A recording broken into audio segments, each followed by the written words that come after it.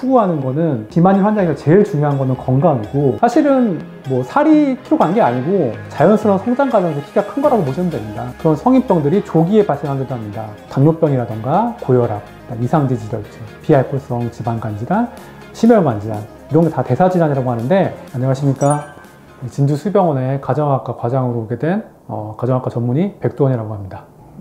이거는 뭐 제 개인적인 경험이라서 말씀드리는데, 제가 인턴 수련을 하면서 비만이신 분들이 살이 많이 빼는 치료하는 거를 제가 옆에서 많이 보고 참여도 하고 그랬는데, 그때 환자분들이 이제 그 살이 빠지니까 미용적으로, 심리적으로 만족도를 얻는 것 뿐만이 아니고 건강에 대한 지표도 굉장히 좋아지더라고요. 제가 봤던 환자분들 중에서 대표적인 분이 지방간이 있어서 간 수치도 높으시고 혈당도 높으시고, 그다음에 뭐 고지혈 이상지질증도 있으셔가지고, 그런 분들은 그것 때문에, 그러니까 건강 때문에 비만을 원하시는 분이었는데, 정말 살을 많이 빼셔가지고 검사를 해보니까 그런 수치가 많이 좋아져 있는 걸 보고, 정말 비만은 이제 만병의 근원이다, 그런 걸 제가 다시 한번 느끼게 돼서 그 이후부터 비만에 대한 관심을 많이 가지게 됐고, 그래서 제가 이제 추구하는 거는 비만인 환자에서 제일 중요한 거는 건강이고, 그 다음에 이제 체형 관리 같은 걸 통해서 환자분의 만족도, 그 다음에 심리적인 안정감,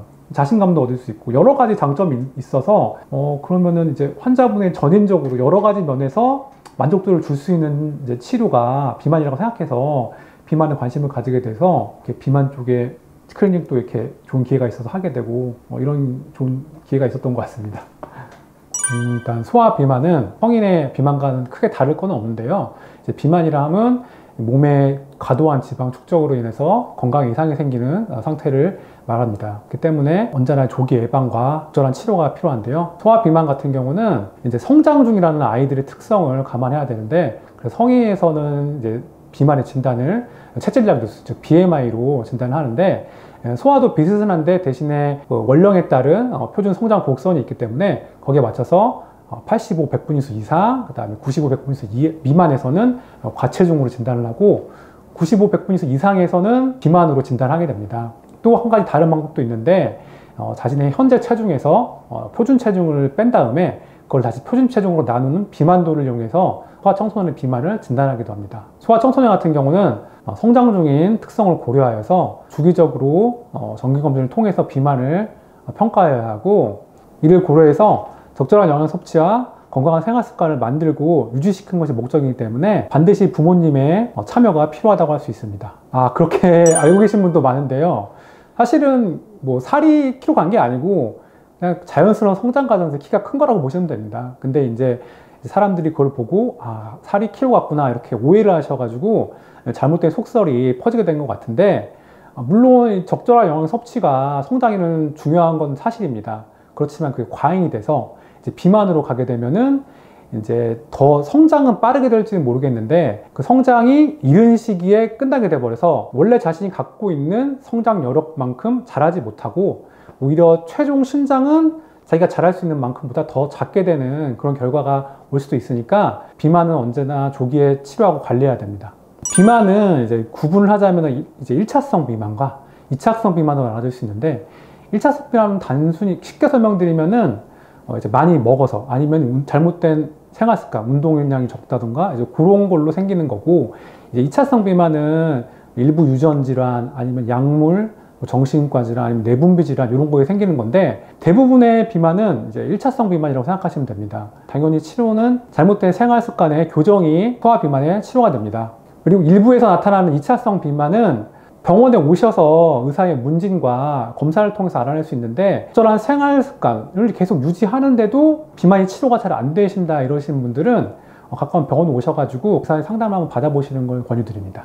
모든 질환은 마찬가지인데 유전적인 영향이 있을 수도 있고, 일단 비만 같은 경우는 이제 유전뿐만이 아니고 부모들의 습관이 아이한테 노출돼서 그 영향을 받는 경우도 있기 때문에, 물론 유전과 생활 습관, 가족의 생활 습관이 결합된다고 보시면 됩니다. 유전적으로 부모님이 비만인 경우에 그 자녀분들도 비만인 경우가 많게 되는 것 같습니다. 소아청소년의 비만은 연구에 따라 다르긴 하지만 최대 7에서 80% 정도까지 성인기 비만으로 이행된다고 알려져 있습니다. 이제 소아에서 생긴 비만은 비만 세포에 피가 증가할 뿐만이 아니고 세포 수가 증가하는 경향이 있어서 이제 한번 소아청소년 때 비만이 되면은 그걸 빼더라도 성인기에 가서 조금만 많이 먹어도 비만이 쉽게 되는 체질로 변하기 때문에 엄격한 생활관리를 이제 평생 동안 지속해야 되는 어려움이 있을 수 있으므로 소아청소년기 비만은 조기에 치료를 하고 예방하는 것이 제일 중요하다고 할 수 있겠습니다.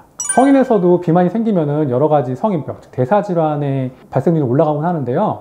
소아청소년에서 그 비만이 오면은 그런 성인병들이 조기에 발생하기도 합니다. 예를 들어 당뇨병이라던가 고혈압, 이상지질혈증, 비알코올성 지방간 질환, 심혈관 질환 이런 게 다 대사질환이라고 하는데 그런 가능성이 높아지는 걸로 알려져 있어서 그런 발생률을 감소시키기 위해서는 미리미리 비만을 예방하고 조기에 치료하는 것이 필요합니다. 몇 가지 나와 있는 게 있는데 그 전에 우선 말씀드리고 싶은 것은 소아청소년에서는 약을 섣불리 쓰지는 않고요. 가장 기본적인 거는 올바른 생활 습관을 그걸 유지하는 것이 가장 먼저입니다.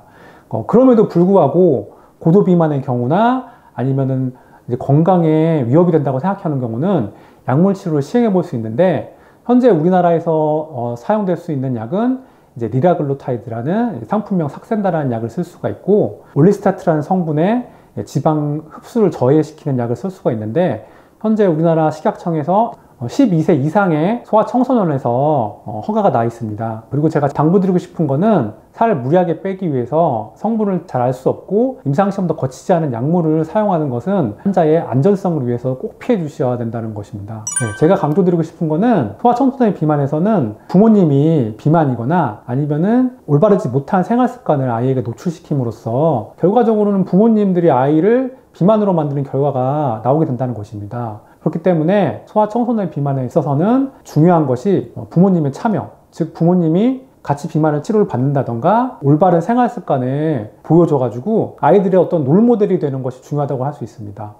끝으로 어른들도 다이어트 하는 거 굉장히 어려워하시는데 소아도 그건 당연히 어려워하는 거 마찬가지라고 생각됩니다. 물론 부모님들이 적절한 정보를 취해서 아이들을 잘 교육하고 올바른 생활 습관을 가지게 해서 살을 빼고 그거를 계속 유지할 수 있게 하면은 정말 좋겠지만 그것이 어려운 경우에는 언제든지 병원에 오셔가지고 의사 전문가의 상담을 받으시는 것이 좋을 것 같습니다.